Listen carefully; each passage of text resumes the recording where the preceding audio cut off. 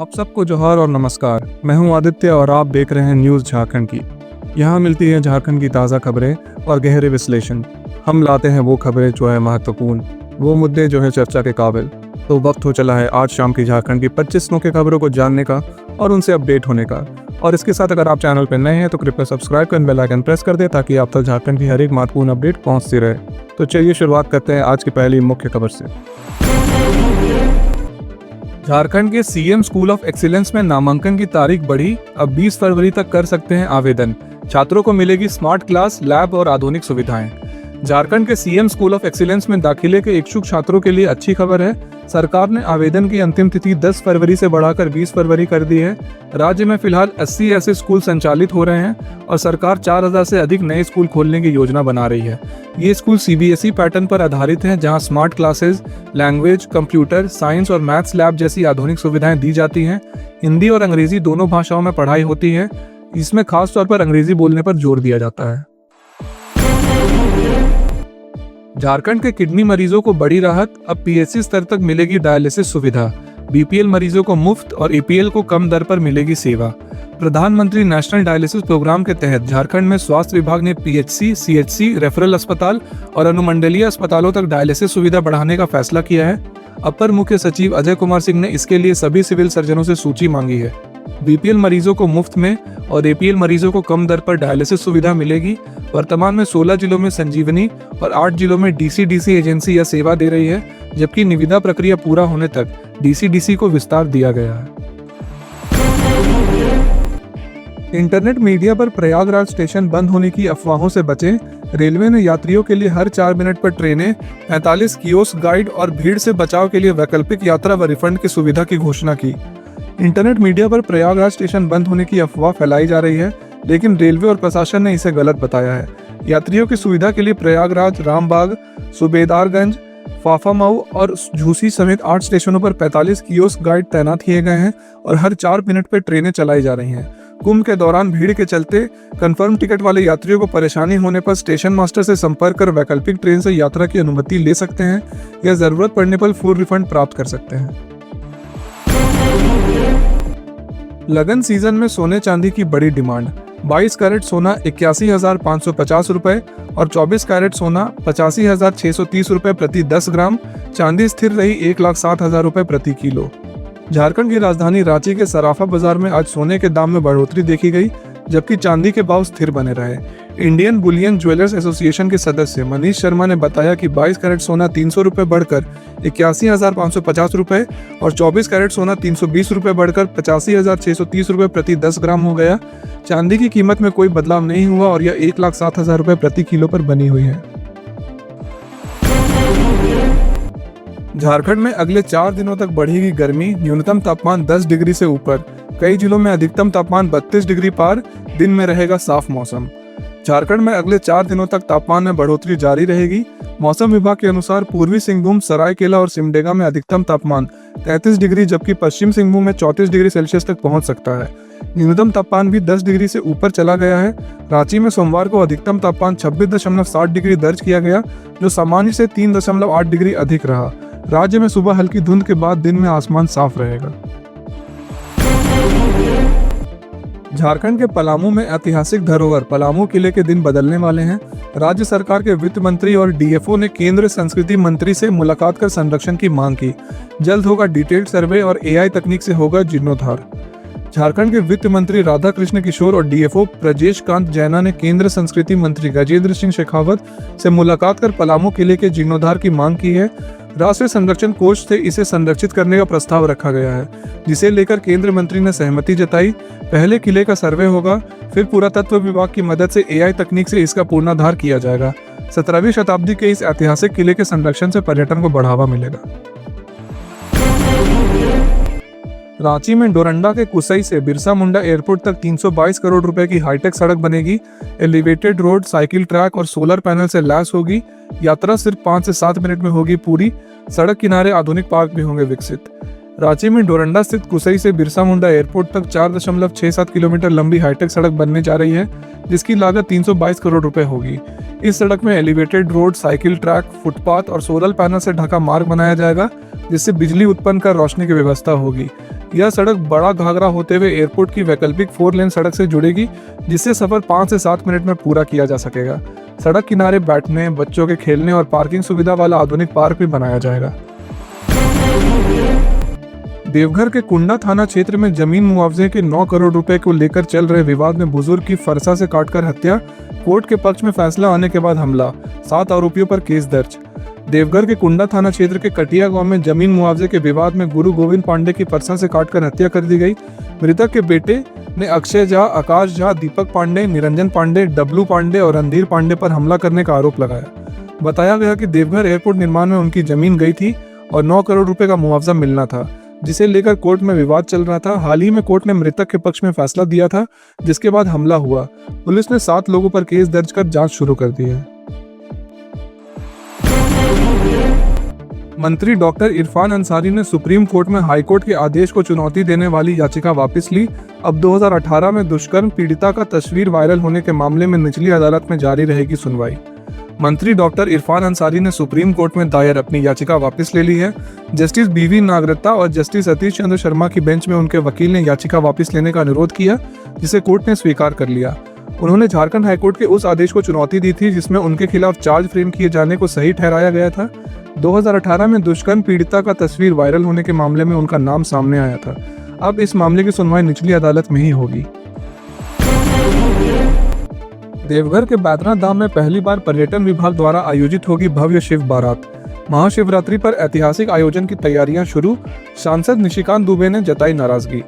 महाशिवरात्रि के अवसर पर इस बार देवघर में बैद्यनाथ धाम में झारखंड पर्यटन विभाग द्वारा पहली बार भव्य शिव बारात का आयोजन किया जाएगा। डीसी विशाल सागर ने बताया कि आयोजन को भव्य बनाने की पूरी तैयारियां हो रही है। पहले यह आयोजन निजी स्तर पर होता था, लेकिन अब सरकार ने इसे अपने अधीन ले लिया है।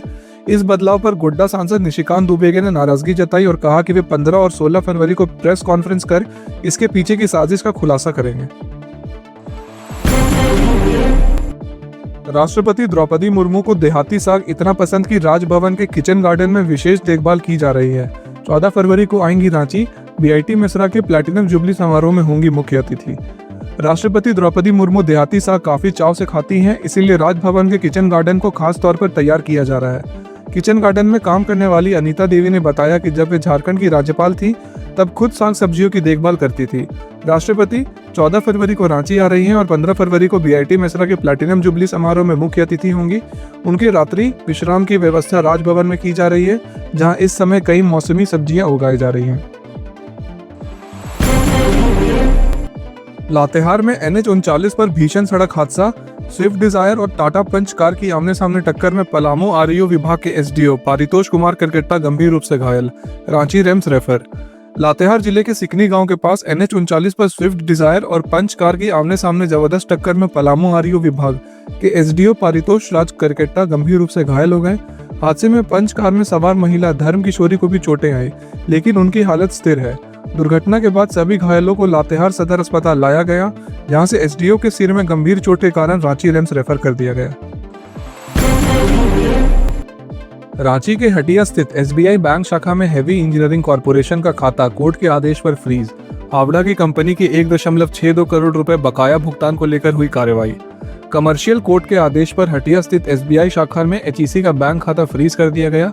हावड़ा की एंटीक्रेट इंजीनियरिंग प्राइवेट लिमिटेड का एचईसी पर 28.21 लाख रुपए बकाया था, जो ब्याज सहित 1.62 करोड़ रुपए हो गया।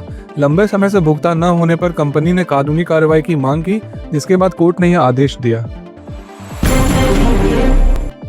झारखंड कैडर के 1995 बैच के आईपीएस अधिकारी संजय आनंद लाटकर को केंद्रीय प्रतिनियुक्ति पर परमाणु ऊर्जा विभाग में आईजी नियुक्त किया गया। कैबिनेट की मंजूरी के साथ सेवानिवृत्ति तक या अगले आदेशों तक रहेगा कार्यकाल। झारखंड कैडर के 1995 बैच के आईपीएस अधिकारी संजय आनंद लाटकर को केंद्र सरकार ने परमाणु ऊर्जा विभाग में आईजी के पद पर नियुक्त किया है। केंद्रीय मंत्रिमंडल की नियुक्ति समिति ने उनकी तैनाती को मंजूरी दी है। यह कार्यकाल उनकी सेवानिवृत्ति 30 सितंबर 2028 तक या अगले आदेशों तक रहेगा। इस दौरान उनका वेतन स्तर 14 से बढ़कर 15 तक अस्थायी रूप से अपग्रेड किया जाएगा। फिलहाल वे झारखंड पुलिस में एडीजी के पद पर कार्यरत हैं। कोडरमा में फेसबुक पर पहले महिला बनकर विधवा से दोस्ती, फिर नौकरी का झांसा देकर होटल में बुलाकर किया शारीरिक शोषण, शादी और बच्चों को अपनाने का किया दावा। अब पीड़िता ने एसपी से लगाई न्याय की गुहार। बिहार की झाझा निवासी एक महिला ने कोडरमा एसपी अनुदीप सिंह से शिकायत कर न्याय की मांग की है। उसने बताया कि 2017 में पति की मौत के बाद फेसबुक पर लक्ष्मी कुमारी नाम से दोस्ती हुई, जो असल में कोडरमा के संदीप की फेक प्रोफाइल थी। संदीप ने नौकरी का झांसा देकर उसे गया बुलाया और होटल में शारीरिक संबंध बनाए। बाद में शादी और बच्चों को अपनाने का वादा कर मुकर गया। अब पीड़िता ने आरोपी के खिलाफ सख्त कार्रवाई की मांग की है। झारखंड सरकार ने खनिजों पर सेस बढ़ाने की योजना बढ़ाई। अक्टूबर 2024 से फरवरी 2025 तक 907 करोड़ रुपए की वसूली, अगले वित्तीय वर्ष में 15,000 करोड़ रुपए का लक्ष्य। झारखंड सरकार खनिज धारित भूमि पर सेस की दर में 12.5% वृद्धि की योजना बना रही है, जिसके लिए बजट सत्र में अधिनियम संशोधन प्रस्ताव लाया जाएगा। अक्टूबर 2024 से 10 फरवरी 2025 तक खनिजों पर सेस में 907 करोड़ रुपए मिले हैं, जबकि 2025-26 में 15,000 करोड़ रुपए से अधिक वसूलने का लक्ष्य रखा गया है। आद्रा रेल मंडल में विकास कार्यों के चलते दक्षिण पूर्व रेलवे की कई ट्रेनें रद्द। 14 फरवरी से 16 फरवरी तक यात्री होंगे प्रभावित। रूट परिवर्तन से लेकर कई ट्रेनें रहेंगी बंद। दक्षिण पूर्व रेलवे के आद्रा रेल मंडल में हो रहे विकास कार्यों के कारण कई ट्रेनें 14 से 16 फरवरी के बीच रद्द रहेंगी। इनमें 14 फरवरी को टाटा हटिया एक्सप्रेस का रूट परिवर्तन किया गया है, जो चांडिल, गुंडा विहार, मुरी होकर चलेगी। इसके अलावा आद्रा मेदिपुर, आद्रा मेमू, आसनसोल पुरुलिया आसनसोल मेमू और झाड़ग्राम धनबाद झाड़ग्राम एक्सप्रेस भी रद्द रहेंगी। सुप्रीम कोर्ट ने झारखंड सरकार की 2010 की चतुर्थ श्रेणी कर्मचारियों की भर्ती को अवैध और असंवैधानिक करार दिया। 6 महीने में नई भर्ती प्रक्रिया शुरू करने का आदेश। सुप्रीम कोर्ट ने झारखंड सरकार द्वारा 2010 में चतुर्थ श्रेणी कर्मचारियों की भर्ती प्रक्रिया को अवैध और असंवैधानिक घोषित कर दिया। इसके साथ ही सरकार को आदेश दिया कि 6 महीने के भीतर इन पदों के लिए नया विज्ञापन जारी किया जाए और नियुक्ति प्रक्रिया को फिर से शुरू किया जाए। सुप्रीम कोर्ट ने यह भी कहा कि असंवैधानिक तरीके से की गई नियुक्तियों को संरक्षित नहीं किया जा सकता, भले ही उम्मीदवारों में वर्षों का काम किया हो। अमन साहू गिरोह के सदस्य और बीजीआर कंपनी के मैनेजर और झामुमो नेता की हत्या में शामिल आशीष साहू ने फर्जी पासपोर्ट बनाकर विदेश भागने में सफलता पाई, पुलिस जांच में खुलासा। बीजीआर कंपनी के मैनेजर और झामुमो नेता सहित कई हत्याओं में शामिल अमन साहू गिरोह के सदस्य आशीष साहू ने विदेश भागने की खबर सामने आई है। पुलिस की जांच में यह खुलासा हुआ कि आशीष साहू फर्जी पासपोर्ट के जरिए विदेश भाग गया। जब गढ़वा और रामगढ़ पुलिस ने उसका प्रोडक्शन वारंट लेकर सिमडेगा जेल पहुंची तो पता चला कि वह 23 जनवरी 2025 को जेल से निकल चुका था। आशीष पर चतरा, हजारीबाग, रामगढ़ और लातेहार में 1.5 दर्जन से अधिक मामले दर्ज है। रांची के धुरवा बस स्टैंड के पास पार्टी के दौरान गोलीबारी में युवक के पैर में लगी गोली, अस्पताल में इलाज जारी। पुलिस ने मामला दर्ज कर जांच शुरू की। धुरवा थाना क्षेत्र स्थित धुरवा बस स्टैंड के पास सोमवार रात एक युवक घायल हो गया। जानकारी के अनुसार पार्टी के दौरान हुई गोलीबारी में युवक के पैर में गोली लग गई। घायल युवक की पहचान मैडी के रूप में हुई है। गोलीबारी की घटना के बाद अफरा तफरी मच गई, लेकिन कुछ लोगों ने घायल युवक को पारस अस्पताल में भर्ती कराया, जहां उसका इलाज जारी है और उसकी हालत खतरे से बाहर बताई जा रही है। पुलिस ने घटना की सूचना मिलते ही जांच शुरू कर दी। AIIMS देवघर में 10 से 25 फरवरी तक लिम्फेटिक फाइलियरासिस हाथी पांव की रोकथाम के लिए सामूहिक औषधि सेवन अभियान की शुरुआत, स्वास्थ्य कर्मियों से सक्रिय भागीदारी की अपील। AIIMS देवघर में 10 से 25 फरवरी 2025 तक लिम्फेटिक फाइलियरासिस हाथी पांव की रोकथाम के लिए सामूहिक औषधि सेवन अभियान शुरू किया गया। उद्घाटन समारोह में वरिष्ठ चिकित्सक और स्वास्थ्य कर्मियों ने अभियान की महत्ता पर चर्चा की। प्रोफेसर सौरभ ने सभी को सक्रिय भागीदारी की अपील की। डीन प्रोफेसर हरमिंदर सिंह और चिकित्सा अधीक्षक प्रोफेसर सत्य रंजन पात्र ने अभियान के उद्देश्यों को प्रमुखता से रखा। झारखंड मुक्ति मोर्चा ने जामताड़ा सदर प्रखंड में 2 पंचायतों में सदस्यता अभियान चलाकर पंचायत कमेटी का पुनर्गठन किया। नई टीमों का गठन, कार्यकर्ताओं में एकजुट होकर सक्रिय भागीदारी की अपील। झारखंड मुक्ति मोर्चा ने जामताड़ा सदर प्रखंड में 2 पंचायतों में सदस्यता अभियान चलाकर पंचायत कमेटी का पुनर्गठन किया। नए पदाधिकारियों में सुपाई डी पंचायत में अध्यक्ष निर्मल मुर्मू, सचिव अनिल कुमार मंडल और कोषाध्यक्ष राजेंद्र राणा शामिल हैं। सांसद प्रतिनिधि अशोक मंडल ने कार्यकर्ताओं से एकजुट होकर पार्टी की गतिविधियों में सक्रिय भागीदारी की अपील की। दुमका समाहरणालय में उपायुक्त की अध्यक्षता में जिला समन्वय समिति की बैठक, मनरेगा, आंगनबाड़ी केंद्रों, JSLPS, जल मीनार और पशुपालन विभाग के कार्यों की समीक्षा, अधिकारियों को कई आवश्यक निर्देश। दुमका में उपायुक्त की अध्यक्षता में जिला समन्वय समिति की बैठक आयोजित की गई। बैठक में मनरेगा, आंगनबाड़ी केंद्रों, JSLPS, जल मीनार और पशुपालन विभाग के कामों की समीक्षा की गई। अधिकारियों को मनरेगा के तहत आंगनबाड़ी केंद्रों को जल्द हैंडओवर और लंबित योजनाओं को प्राथमिकता से पूरा करने का निर्देश दिया गया। साथ ही 15वें वित्त आयोग से चापाकल और जल मीनार की मरम्मत करने का भी आदेश दिया गया। पाकुड़ में पुलिस अधीक्षक प्रभात कुमार की अध्यक्षता में मासिक अपराध गोष्ठी, जनवरी माह के कांडों की समीक्षा और अधिकारियों को आवश्यक दिशा निर्देश, साइबर कांडों के निष्पादन पर पुलिस निरीक्षक को पुरस्कृत करने की अनुशंसा। पाकुड़ में पुलिस अधीक्षक प्रभात कुमार की अध्यक्षता में मासिक अपराध गोष्ठी आयोजित की गई, जिसमें जनवरी माह के कांडों की समीक्षा की गई। जनवरी में 130 कांड प्रतिवेदित हुए और 136 कांडों का निष्पादन हुआ। पुलिस ने लंबित कांडों की संख्या 431 से घटाकर 400 से नीचे लाने का लक्ष्य रखा। महेशपुर पुलिस निरीक्षक को साइबर कांडों के निष्पादन के लिए पुरस्कृत करने की अनुशंसा की गई, जबकि पाकुड़िया और हिरणपुर थाना क्षेत्रों में घटित चोरी व लूट की घटनाओं के उन्वेदन के लिए थाना प्रभारी को 1 सप्ताह का समय दिया गया। ईडी की याचिका पर पूजा सिंघल की पोस्टिंग पर सवाल, 14 फरवरी को होगी सुनवाई, 2 महीने बाद भी नहीं मिली विभाग की जिम्मेदारी। आईपीएस अधिकारी पूजा सिंघल जो निलंबन मुक्त हो चुकी है, अब तक विभाग आवंटन का इंतजार कर रही है। मनी लॉन्ड्रिंग मामले में गिरफ्तार होने के बाद उनका निलंबन हटाया गया, लेकिन अब तक कोई विभाग नहीं सौंपा गया है। इस बीच ईडी ने पीएमएलए कोर्ट में अपील की है कि पूजा सिंघल को कोई विभाग नहीं सौंपा जाए, क्योंकि उनका पद का दुरुपयोग कर केस पर प्रभाव डालने का खतरा हो सकता है। पूजा सिंघल ने ईडी की याचिका का जवाब दिया है और मामले की सुनवाई 14 फरवरी को होगी। तो ये थी आज शाम की झारखंड की 25 मुख्य खबरें। ऐसे ही झारखंड की मुख्य खबरों को जानते रहने के लिए हमारे चैनल को सब्सक्राइब कर बेल आइकन प्रेस कर दें। मिलते हैं कल सुबह 5 बजे। धन्यवाद।